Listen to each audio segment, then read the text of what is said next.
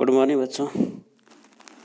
कक्षा 8 है, भाग नंबर इसका 5 है। 4 भाग कंप्लीट हो गए, वो अपनी कॉपी जरूर चेक करवाएं। अपना पहला प्रश्न है, संगमरमर कैंसर किसे कहते हैं। संगमरमर कैंसर किसे कहते हैं। हमने अम्ल वर्षा के नुकसान में इसका अध्ययन किया है कि अम्ल वर्षा से संगमरमर कैंसर हो जाता है। यानी अम्ल वर्षा का जो संगमरमर होता है ना, उसकी जंग लग जाता है, ऐसे कह दूँ या ऐसे कह दूँ कि उसकी सुंदरता खराब हो जाती है, इसे संगमरमर कैंसर कहते हैं। आगे वाला प्रश्न है, वायु प्रदूषक ताजमहल के सफ़ेद संगमरमर को बदरंग कर रहे हैं, कैसे समझाइए। यानी जो वायु प्रदूषक होते हैं, यानी जो पदार्थ होते हैं जो वायु को प्रदूषित करते हैं। वायु प्रदूषक की परिभाषा क्या होगी, पहले भी हमने इसके बारे में देख लिया है कि जो पदार्थ वायु को प्रदूषित करते हैं तो वो किस प्रकार से ताजमहल के रंग को गंदा कर रहे हैं। मुख्य तौर से आगरा के अंदर ताजमहल, आपको पता है आगरा के अंदर मुख्य तौर से जो मुख्य मथुरा तेल परिष्करण उद्योग है ना आगरा का, उससे 2 गैस निकलती है। एक तो सल्फर डाइऑक्साइड गैस निकलती है और एक निकलती है नाइट्रोजन डाइऑक्साइड गैस। ये दोनों ही गैस प्रदूषक को उत्पन्न करने के लिए उत्तरदायी गैस होती है, क्योंकि सल्फर डाइऑक्साइड और नाइट्रोजन डाइऑक्साइड गैस ही अम्ल वर्षा करती है। तो ताजमहल के रंग को बदरंग करने के लिए जो उत्तरदायी गैस, यदि 1 नंबर का प्रश्न आए तो सिर्फ 2 ही होगी, sulphur dioxide, nitrogen dioxide gas. अम्ल वर्षा के लिए उत्तरदायी गैस पूछें तो भी यही होगी, यानी 2 का उत्तर हो गया। एक प्रश्न तो ऐसे आ गया कि ताजमहल के रंग को बदरंग करने के लिए उत्तरदायी गैस तो सल्फर डाइऑक्साइड, नाइट्रोजन डाइऑक्साइड। एक आगे अम्ल वर्षा के लिए उत्तरदायी गैस, तो भी यही उत्तर होगा सेम। ये गैस वायुमंडल में जो जलवाष्प होती है उससे क्रिया करके 2 अम्ल बनाते हैं, एक सल्फ्यूरिक अम्ल बनाती हैं और एक नाइट्रिक अम्ल। सल्फर डाइऑक्साइड सल्फ्यूरिक अम्ल बना लेती है और नाइट्रोजन डाइऑक्साइड नाइट्रिक अम्ल बना लेती हैं। अब ये अम्ल होता है, ये वर्षा के जल के साथ काम पृथ्वी पर बरस जाता है। जो ये अम्ल बन गया, ये अम्ल वर्षा के जल के साथ पृथ्वी पर बरसता है, इसे अम्ल वर्षा कहते हैं। और अम्ल वर्षा के कारण ही जो स्मारक होते हैं उनके संगमरमर का संचारण होता है।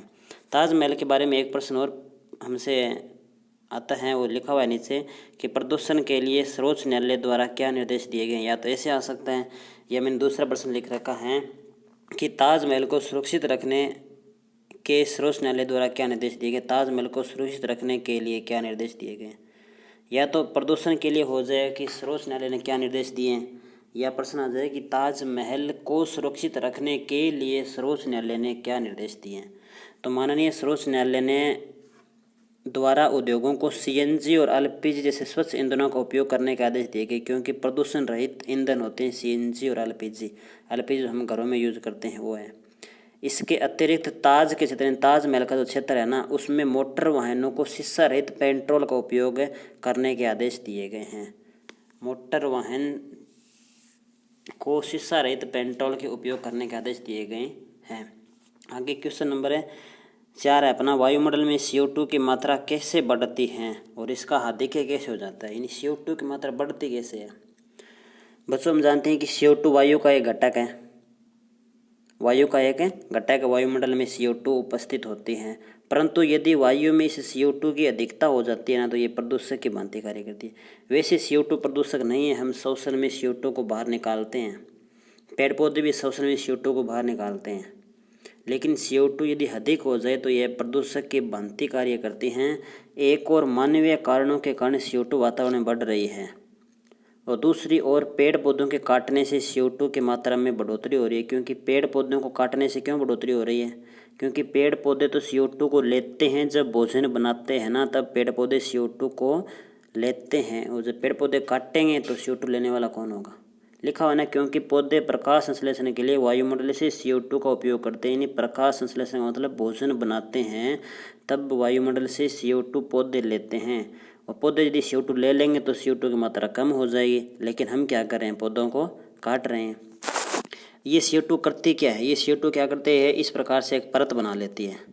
ठीक है, परत बनाने के बाद ये सारी की सारी ऊष्मा को रोक लेगी, वापस ऊपर की तरफ है नहीं जाने देती है, वायुमंडल में नहीं जाने देती है। परिणाम स्वरूप वायुमंडल का जो ताप होता है उसमें वृद्धि हो जाती है, इसे विश्व उष्णन कहते हैं। तो इस प्रकार से वायुमंडल में CO2 की मात्रा बढ़ती है कि पेड़ पौधों के काटने से मानवीय कारण हो गए, उनसे CO2 की मात्रा बढ़ रही है।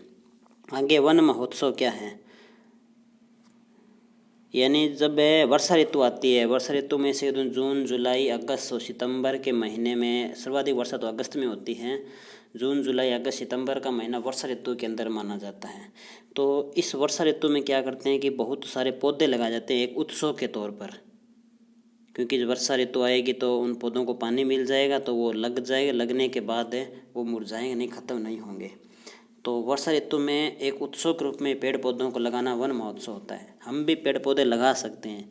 यदि हम लगा नहीं सके तो अपने पड़ोस में कोई लगा हुआ है तो उसका पालन पोषण कर सकते हैं, उसमें पानी वगैरह होता है, गर्मियों का मौसम चल रहा है उसमें पानी डाल सकते हैं। और जितने अधिक पेड़ पौधे लगाए जाएंगे, क्योंकि अपनी बुक में लिखा होता है कि जन्मदिन है या कोई अन्य दिन है, विवाह की सालगिरह की तारीख है या कोई त्यौहार होता है, उस दिन को चुन लिया जाए और पेड़ पौधे लगाने चाहिए उस दिन, जिससे पेड़ पौधों की संख्या अधिक हो। और जितने पेड़ पौधे अधिक होंगे वर्षा उतनी ही अधिक होगी, तापमान उतना ही कम होगा।